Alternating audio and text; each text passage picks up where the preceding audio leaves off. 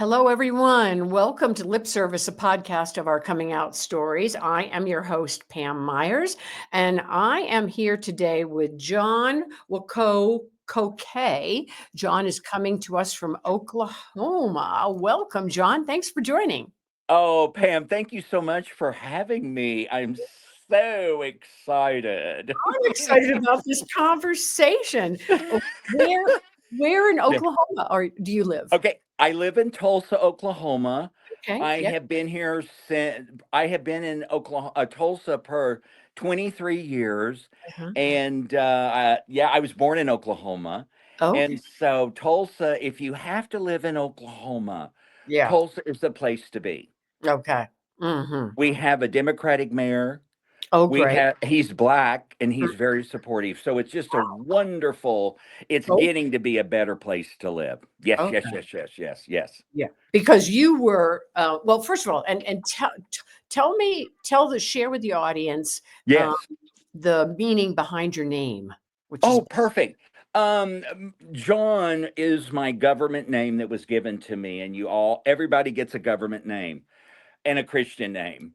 Waako is my Osage female name, which means holy lady.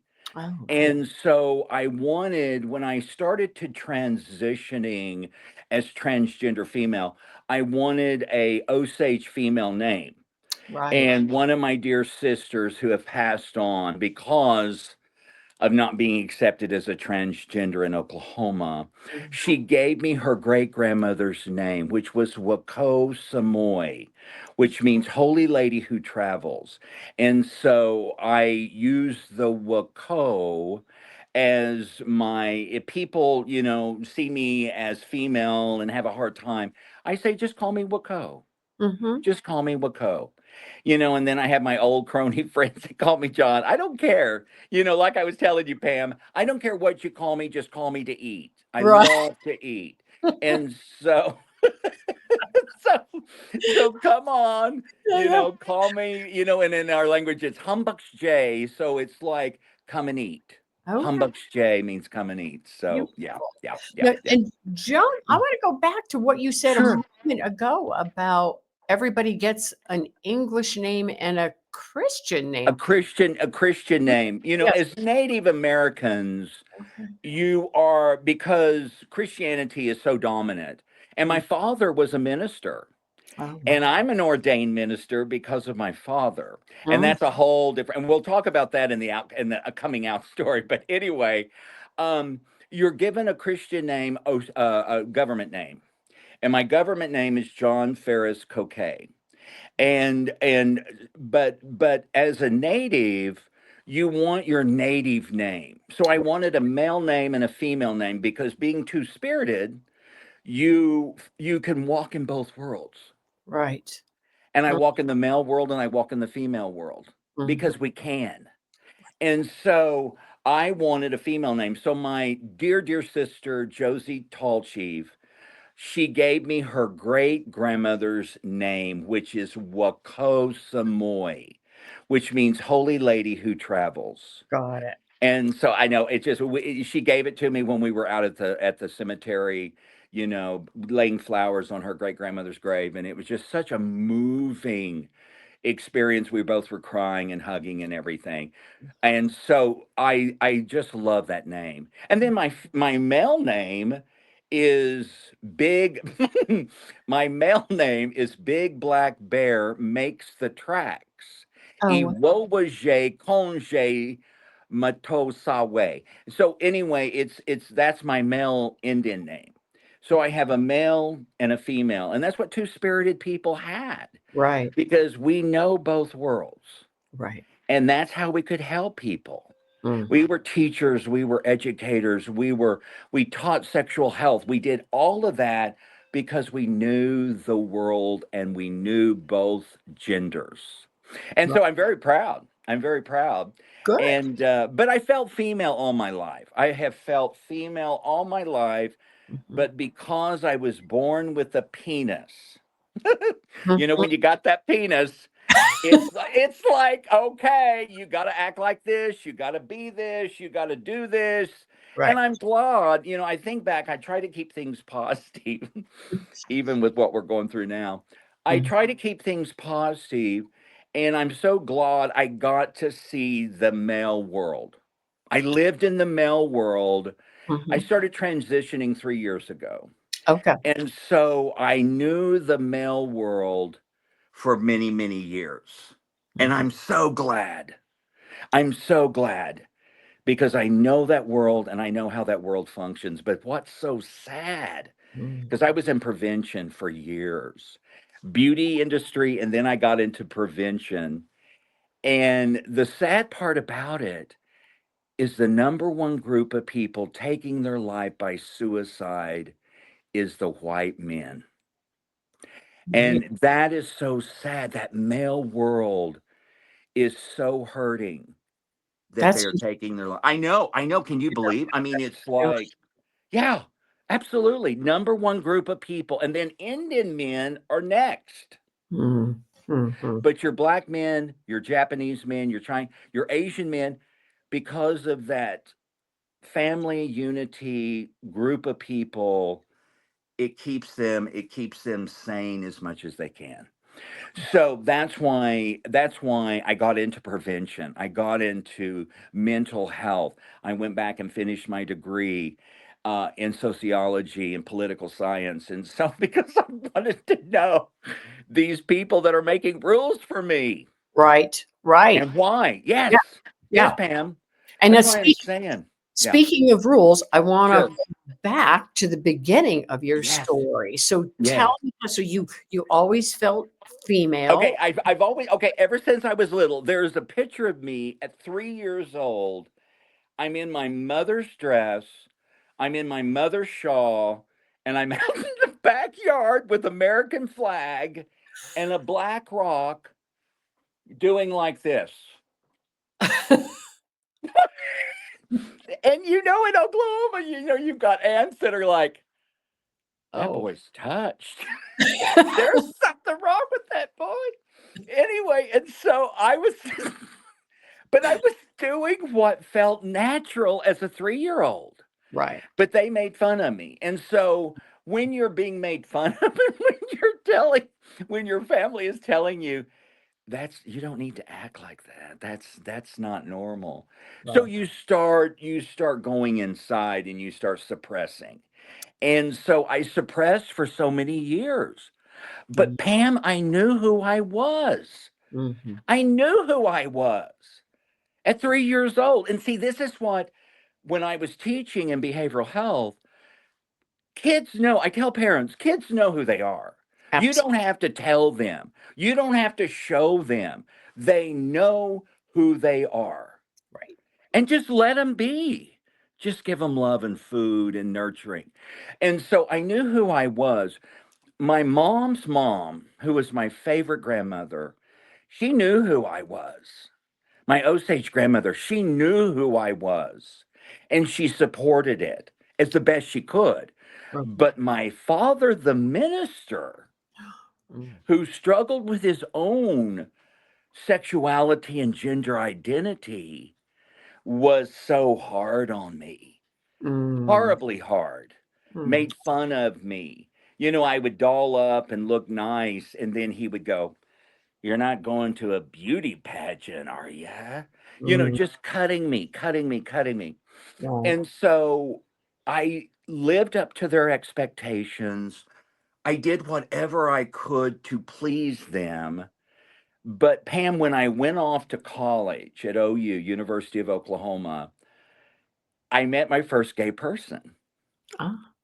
And I thought and he was in the ballet industry because I loved the ballet and I would go watch them perform and dance. And I just thought, I want to be that way. And I heard a term that just surprised me. And he goes, "We're going to do this dance, but I don't want it to be too Nelly." And I thought, are they talking about a horse? What are they talking about, Nelly? And so it was my first terminology. And this was back in 1976 because Okay. Mm. I've been around for many years. I'm 70 years old. I just turned 70 January 2nd. And Congrats. so this was back in the 70s where people, hid and they hide.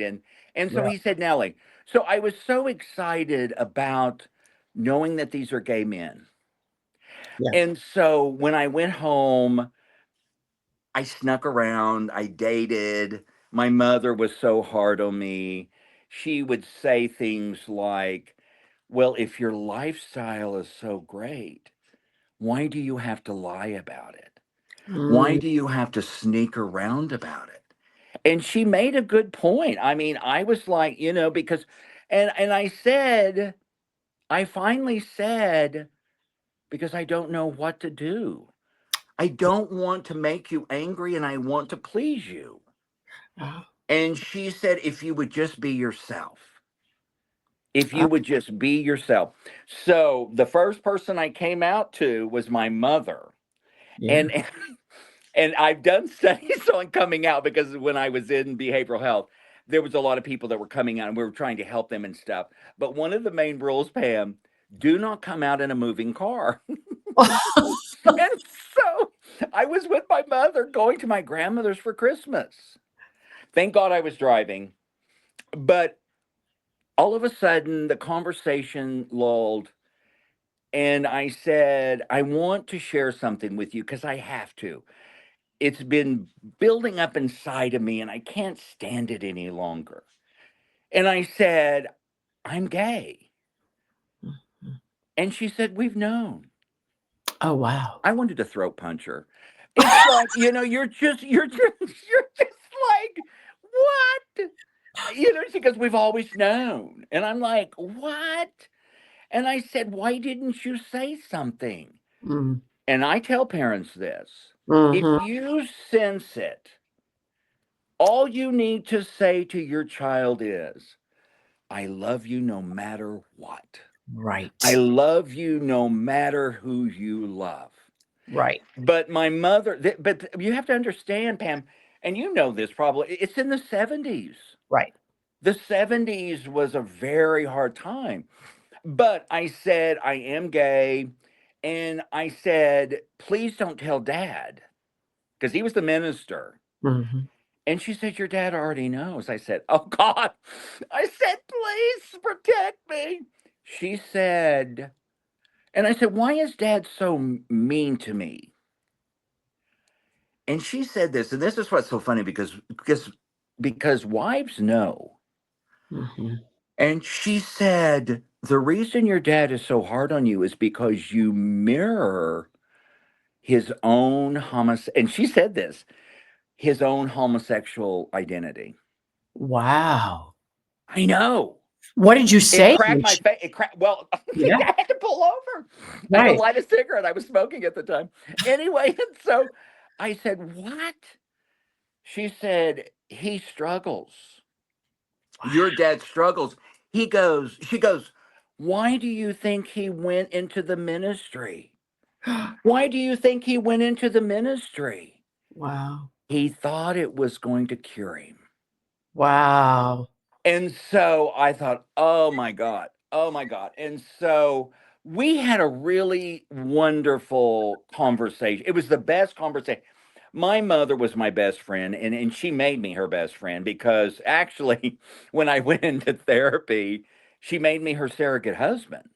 And that happens to a lot of kids when their mother is not getting what she needs from her husband.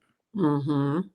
They Mhm. will turn it around to their own kids. Right. So and she actually stole my youth. She stole my childhood because she was making me experience adult things that I wasn't ready to really experience or I shouldn't experience. And so, but we made through that. Mother and I got to talk before she left this earth 2 years ago in 2020. She left this earth.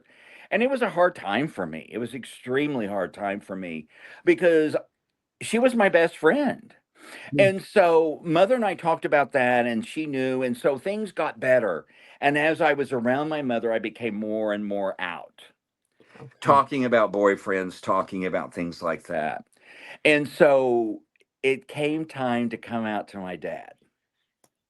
because she wasn't going to say. She said, "I'm not going to really say." He said, he knows, and we've said it, but I want you to talk to him.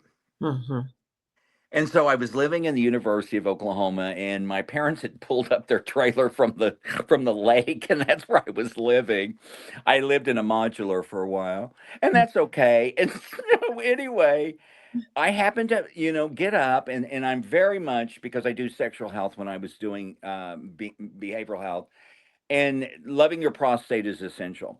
And so I had all my porn out, and I was really getting, I called it quiet time, and I had quiet. Mine aren't quiet, but anyway, I had my time where I related to myself, and Mhm. I had all my porn out, and I had to run an errand real quick.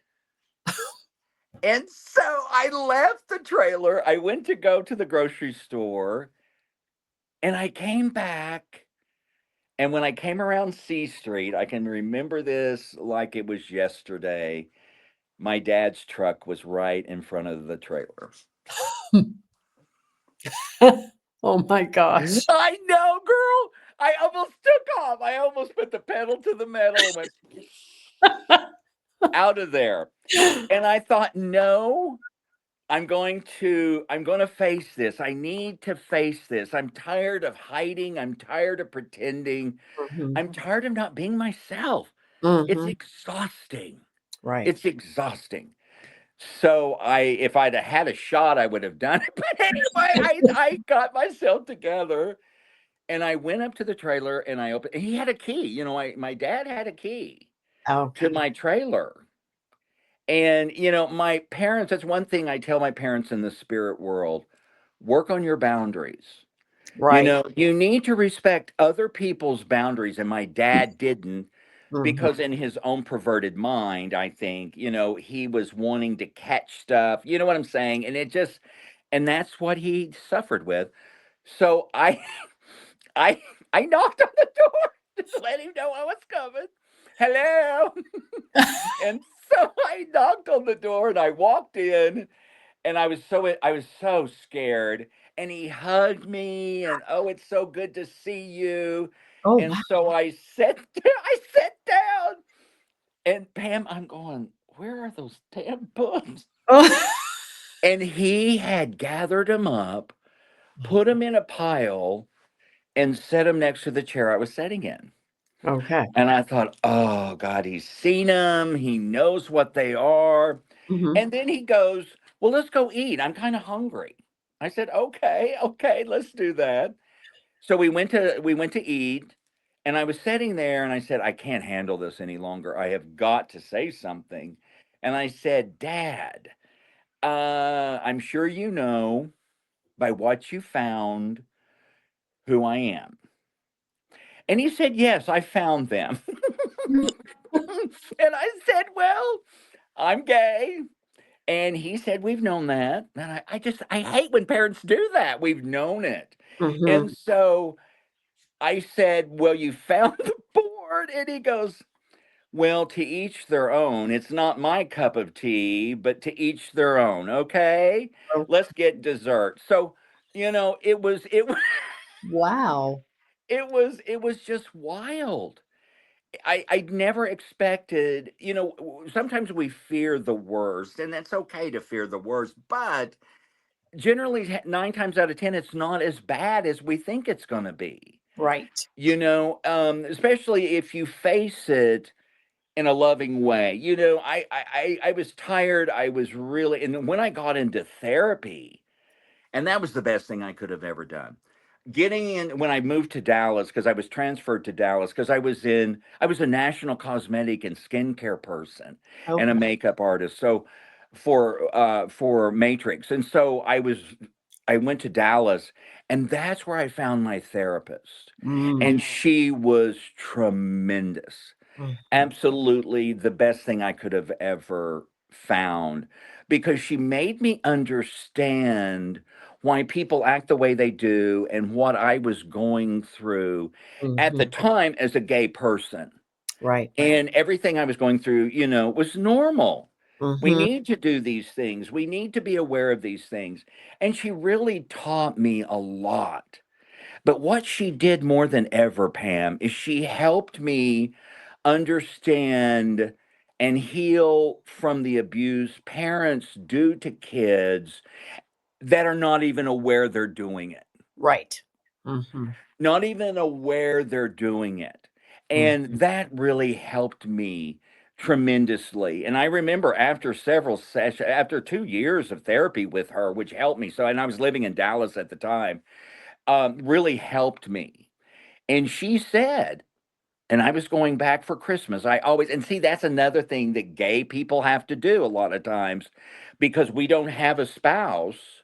Mhm. We have to do everything they want us to do. We have to travel to them. Mhm. They never travel to me. And until now, and I told my family now because my parents are gone, I said, if you want to see me, you got to come and see me. I'm Good. tired of making my life all about somebody else. Good for And you. that's what a lot of gay people do Mm. is they're constantly making their life about other people instead of who they are. Right. And that's why it's essential that we understand that. And that's what Barbara Keeping, my therapist, she's in Santa Fe retired. I hate her. Anyway, she's wonderful. And she came out. Oh my Oh, God, she was married with a child. And then she, in my therapy, she came out as lesbian. And I was like, go, girl, do whatever you need to do. And, wow. I'm thinking the whole time, Pam, it was there all the time. It just, sometimes it takes a person to pull it out. And she Right. met a Dallas police lady. Oh my And so, god. yeah. And so she, in my therapy time, and I love it. But Barbara helped me understand. And when I went home for Christmas, she said, I want you to talk to your parents and grandmother about this. Mhm. And I did. I Wow. went through, and I said in the beginning, I'm not saying this to hurt you. I'm not saying this to be mad at you. I'm not saying this to hate you. But I'm saying this to get this off my chest because this is what you did to me. This Mhm. is what you've said to me. So I went through the whole thing. Yeah. Of course, men are going, I don't, my dad goes, I don't remember that. I don't remember. And you're Right. like, going, Mhm. you Right. know, That's you, inconsequential. Yeah. yes, Mhm. yes.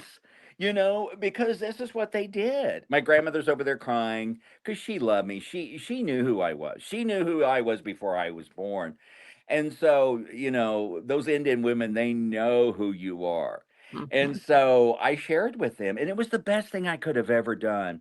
And I told them, I said, I am not going to lie. I'm not going to sneak around anymore. It's exhausting. I don't want to live a life like that. Right. But back in the 70s, Pam, gay life was nothing but bars and pickups and drunks and drugs and sleazy bars in Oklahoma City. That was my first bar to go to. Ah, And it was just seedy, sleazy. I had a good time, but sure. it seems like every time we had a good time, we had to be drunk. Uh-huh. You know Mm. what I'm saying? So, yeah, yeah. So, I was so tired of that life, and I knew there had to be a better life for gay people, Better way, right? a better way, Pam. But that didn't happen until on down the line, into several years after gay life started becoming. This is something that we've got to start educating. And we've got to start bringing this into the schools Right. because you got to teach about different ways of life. I'm not going to teach you to try to convert you, and you can't do that. That's just ludicrous. But to teach you about a group of people that are really sweet Mhm. and really talented. Right. It's just I went into the beauty industry. I did makeup. I did everything I could learn because I love the craft. right. Yes. And Yeah. so you need to teach that. Yeah. And sexual health is number one. And when I went back to behavioral health, when went back and got my degree and I went into behavioral health from the beauty industry, I started doing HIV work Mhm. Okay. and Hep C work. Mhm. And what helped me the most there was learning sexual health. 9 times out of 10, people don't even know the names of what they're touching. Right. Right. You know, you know, when I was doing my education, I had this, I had this of age kid when we were doing sexual health for the tribe, and they shut that down real quick. The megas did. Mm. I had this guy say, "Well, I closed my eyes and jumped on." Oh, And, wow. and when you're doing a counseling session, you don't want to go, "Oh my God, you did what?" But Pam, that's how so many Gee. people who are not educated on the subject, that's what they do. Right, right. They don't know any better. They don't know any better, Pam, and Right. then they wonder why it's a fiasco, and it's not real good. Mhm, So my sexual health was wonderful. I love teaching it, and mhm, let me tell you, we were in Holdenville, Oklahoma, this tiny little rural town where all our natives are practically, and we were doing sexual health for the kids. mhm. Wow. And we had a whole group of elder women in the back. And if you know an Indian, I just love them. They just kind of keep their arms crossed and they don't smile or really make expressions, but they're going, hmm. And I thought, oh, fuck, I'm pissing them off. And so anyway, I'm going to hear from it because I was always getting in trouble because when spirit flows and I need to tell somebody something, Pam, I did it. Right, I right. educated them. Mhm. Well, this woman, after our education was over, she motioned for me. And I thought, oh, God, here we go. And she said, we knew nothing about anything you were talking about. And we talked about names for your sexual organs, all of these things, Mhm. timelines, wonderful stuff. She said, would you come back and teach the elders? Wow. Would you come back and do that same education for the elders? Because we know nothing about it. And we did. And people don't realize you need this education. Right, You right. need to know a female's anatomy, Mhm. what makes her tick, Right, what right. makes her happy. And I But want people don't. Go ahead, Pam. right, I wanna, ask you, when you say you were teaching children, for those listeners, Mhm. what age group are we talking about? We're talking age group from 13 because when you're doing HIV prevention, they Mm, can be 13 on up mhm, 'kay. without their parents' consent. Right. Okay. And so it was kid. Now we had them sign things, their parents sign things, and parents want us to teach them because Pam, parents have a hard time educating too because they Right, don't know. right. And so they had to do a release form. And so they signed it and brought it to us. We had about 20 kids and they all were amazed. And we had models, we had the vagina model, we had the penis model, we had all of these things that Mhm. help you understand the body parts Right. and how they function. Mhm. How they function. Yeah. Half the time the men in my classes didn't even know how women orgasm. Mhm. They don't Mhm. even know. Wow. And Yeah. so yeah. And Mm. so we taught that in a wonderful timeline. And I love the timeline because it goes from in the womb until you're 25 and it talks about everything, Mhm. substance abuse, all of that stuff. You know, when your body starts to develop, when you get your first erection, all of these things, it talks about that. And you would be surprised. But when the megas took over the tribe, Yeah. and I was working for behavioral health, and we had a director who was a mega, Mhm. took over behavioral health, and he shut it all down. I would imagine. Not surprising. And Mm. STIs skyrocketed. We Right. had HIV down, we had STIs down, we had teen pregnancy down.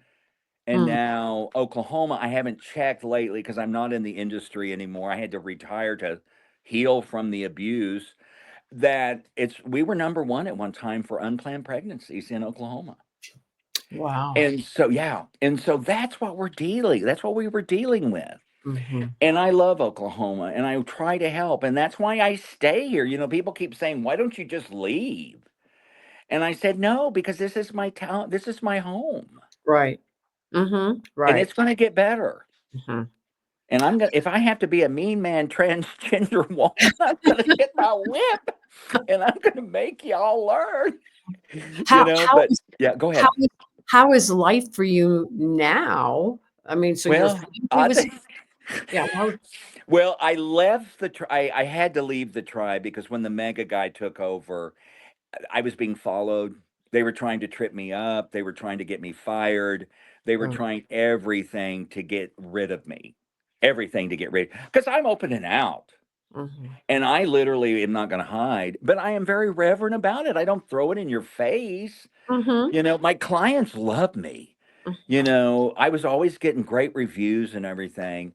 But when they took over, I couldn't handle the abuse. And they started micromanaging me. They mm, started following me. They garnished my check because I was in a training and I shared some truth.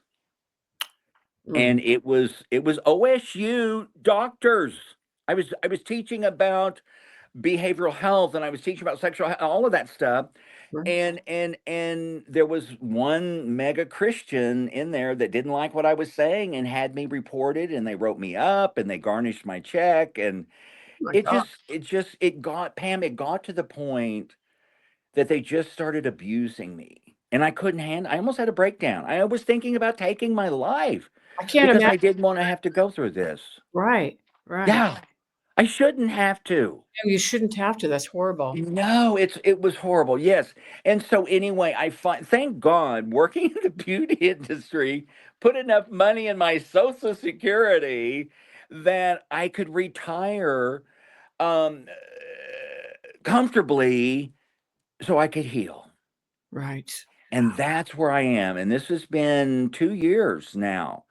And I'm still, thank God, don't have to work and struggle and have to, because I was getting up at 6 in the morning and driving to another town to work. And I'm just so glad, Pam, I don't have to go through that. Good, yeah. But once I'm ready to go back and teach, because I love to teach, Mhm. I think education is key to Absolutely. America's success. Right. And so when I go back, I'm making lists of things I'm going to, and sexual health is number one.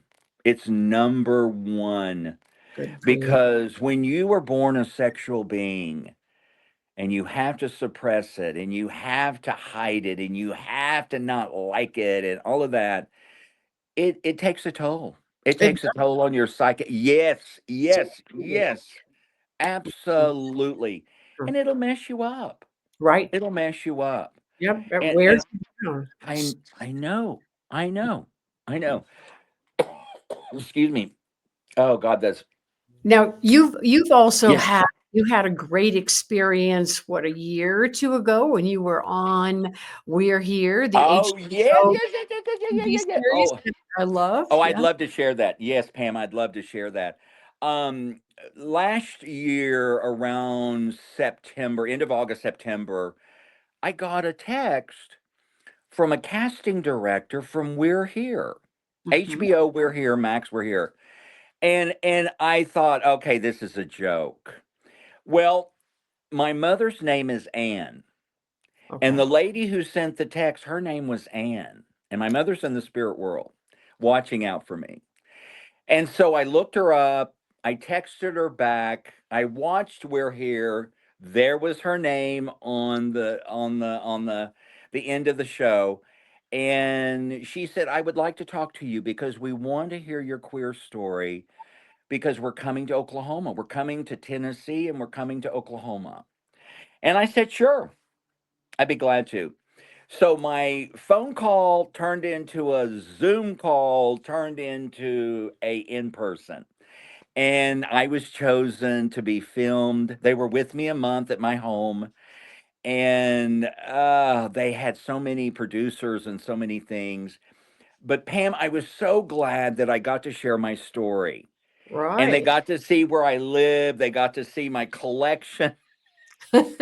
I couldn't play with dolls when I was younger, so I have a Barbie collection. I have Gay Bob collection. I have Gay Billy collection. I have all of that. It's just full. I mean, my niece comes in and she said, "This looks like an estate sale," and it starts to get more and more stuff. And so anyway, but it was so good that I got to share my story, and so many of our LGBT people need to share their stories. They do. And Yeah, I'm so thankful that you allowed me to share my story. And Lip Service is a great connection for our LGBT people. And I want to thank you, Pam, for doing that. But yeah, they filmed me, and I'm like the old Southern mother, like my grandmother. It was so funny. I had this whole crew. I had 13 people in my home, and I served them a traditional corn soup with fry bread. And everybody was sitting around my dining room table eating. And I said, "This is what we do." And they kept going, "We're not used to this. We don't do this." And I said, "Well, if you come south and if you come to an Indian home, this is what we do. We feed you. We hmm take care of you." They were really blown away how nice I was to people. And I even got, and this is what's so sad. I and got in trouble because I was hugging. I'm used to hugging people. I mean, I remember the day, when you could hug people. right. And one of those producers came around and said, "You got to ask permission. You can't be jumping on people." No, Oh, he didn't say that, but that's what I did. I'm like jumping mhm. on. And I just thought, isn't this sad? Yes. Because years and years ago, I was a member of the Hug Club. And Good. they said you need at least 15 hugs a day to survive. I love that. I do too, because we need to be hugged. We need that touch. Touch That is human healing. connection. That's why I got into massage. When I was in the beauty industry, I learned massage, I learned aesthetics, I learned makeup, I learned all of that. And so that's why massage is so essential. And I love it. I still have my table, all of that stuff. But it's so essential for good health. It is. Especially, Pam, for mental health. It's Mm, so good. So, but I just thought of how sad that people get in trouble for hugging. And right. then they didn't say who it was, but I knew who it was Mhm. because they were very withdrawn. They Mhm. didn't get the love they needed. I can tell. It's so funny. You train me in behavioral health, and I know what's going on with you. Right. I know Right. what you need. I know Right. what you need. And I looked at this poor soul, Pam, and I go, bless their heart. I Mm, can't be mad at them right. because they are who they are and they grew up that way. Right. And if he had gotten more hugs growing up, he wouldn't care. Right. Yes. And Right. especially, yeah. And so, anyway, it was an eye opener. They wore me out. Oh my God. I mean, this is the tea. When you're healing from emotional trauma, Right. mental health trauma, your physical takes a toll Mhm. because Does. all I do is sleep and lay around and rest, and I try to garden and all that. So I was out of shape, but they expected me, to visit and tell you all my story and then perform at the end. Right. This like major drag performance. And I'm like going, God, you're killing me. But you really you need to go to my Facebook, and it's on there, and it's really cool. It turned out, and filming angles, we had to do the performance 5 times. Wow. Yeah, Yeah. Right. because they Rehearsing. take different angles and they Mm. make, and it's absolutely beautiful because I was so out of shape, Am. I literally was stumbling. I wasn't that bad, but it wasn't as Felt like it. smooth. But then when Mhm. I saw it, because we had a big watch party, and when I saw the finale, I was really proud. I got real teary. Oh, It was a great performance, and so, what a great um, opportunity to be able oh, to yeah. absolutely, it was such a blessing, and I really feel like that my mother had a hand in it. Mm. Mhm. because the lady who contacted me, her name was Ann, and my Right. mother's name is Ann. And so I just know, because when she left this earth, she said, I have your back. I have your back. I was getting ready, and she wasn't a mega, but she voted for the OT, Mm. and and so and you knew who I'm talking about. Uh-huh. And so but the day of her funeral, this was wild. I'm sitting in my vanity, getting all dolled up, and she came to me, and I could just hear her. Mm. She said, "Sweetie, I'm so sorry. I wasn't strong enough to help you on this earth Wow. because I was too frightened." And she had her own mental illness too. And she said, "But I have your back now, Wow. and I will watch out for you, and I will make sure you're okay. Now, what I want you to do is I want you to put your two spirited regalia on, and I want you to sing at my funeral." And I go, "What?" In Wilburton, Oklahoma. In Wilburton, Oklahoma. And I go, "Mother, I can't do it. That's a scary place." Because every time I went to visit her, they had these rallies for the OT. They had these rallies for him, and you had to stop, and they had flags, and it was too much. And Mhm. I was frightened. I mean, it was scary. Imagine, right, Oh, God. right. And so I said, and Mother goes, "Don't be frightened because I'll be there with you." I'm fine. She was real sick. And this is the sad part about it, Pam. Our tribes are so controlled by mega, and our facilities, our mental health and physical health facilities. They had my 86-year-old mother on hydrocodone. And when I found out, because my prevention specialist kicked in, and I said, because I went home for the first time, and she was passed out, and her home was dirty and filthy. Oh, And I said, and my behavioral health kicked in, and I said, "Give me that bottle." And this was Saturday, and this was Friday. She got her bottle on Friday. She got a script of 20. 5 were gone because she had taken some, and my brother and sister-in-law. Opiate addiction down in the rural areas of Oklahoma are horrid. oh, Horrid. oh, And so she got addicted to opiates. She's 86, and they had a 3 script renewal on her bottle for hydrocodone. wow. Horrible. Yes, horrible. Mhm, And Pam, it was so sad because I tried to kick in, and I called behavioral health, and I called all these places, but it was too late. mhm. Oh She my had already gone down because her kidneys were failing her. Because when you take them and you pass out all day long, right, you don't drink fluids, right. and her kidneys were failing her. And it just went downhill. It was just horrible, Oh, I'm so and I had to go through all that.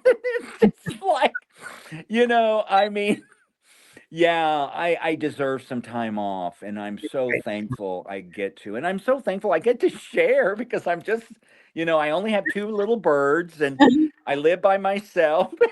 And I'm so glad an adult contacted me so I could visit. And so I'm Yes. talking your leg off. No, no, But no, it's all good. Well, so what is gay life now like in oh, Tulsa for you? well, I take it one step at a time. But anyway, since I Is your don't have to get up, I sleep in. Mhm. I get up and have a lovely breakfast. I have my coffee. I am like my grandmother. I watch my programs. And summertime is my favorite as far as I get to garden. Mhm. My Okay, great grandmother, I got to know my great grandmother, my Osage grandmother, my grandmother. They were both gardeners. They could okay. grow anything. And I learned that from them. So gardening is my therapy too. Mm. And so I garden, I constantly feed the birds. My bird bath, I have to refill at least 3 or 4 times a day Oh, because wow. I have every bird in the neighborhood and in Tulsa coming to my bird bath. And I love it, because the old ones used to say, take care of the creatures of the night, take care of the birds, take care of what's around you because it will increase the peacefulness of your area. Right. Take care of the world and Take care of the world. Take right, care take of care of you the first right, and then the world. right. And that's what I do, Pam. That's my day.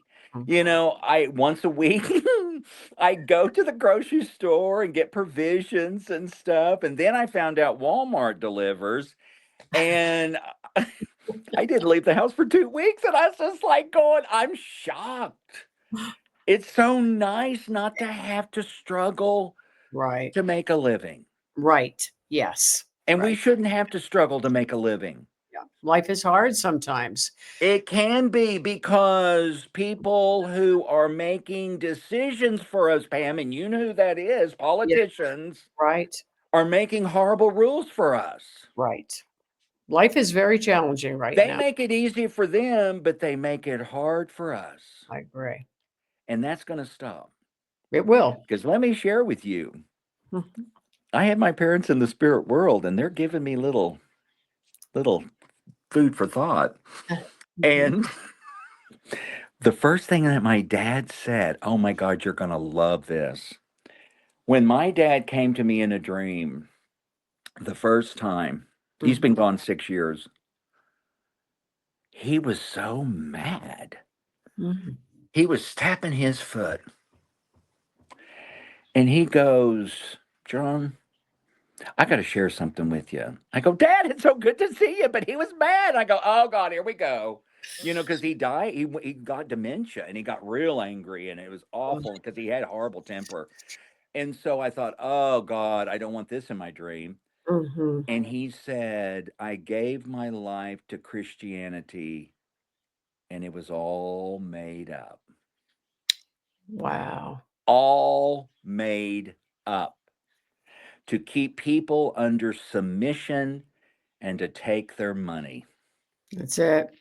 And Mhm. he was angry because he bought into it thinking it was going to change, heal his homosexuality. Mhm. That's why he got into the ministry. Mhm. And then I'm ordained minister because I made him happy. Right. So, and I also because, gay marriage was legal now, but nobody was marrying our people.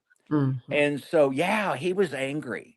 My mother's come to me to help me with certain things, but the first thing she said was, if you don't do anything, please at least drink plenty of fluids all day long because that keeps your blood flowing.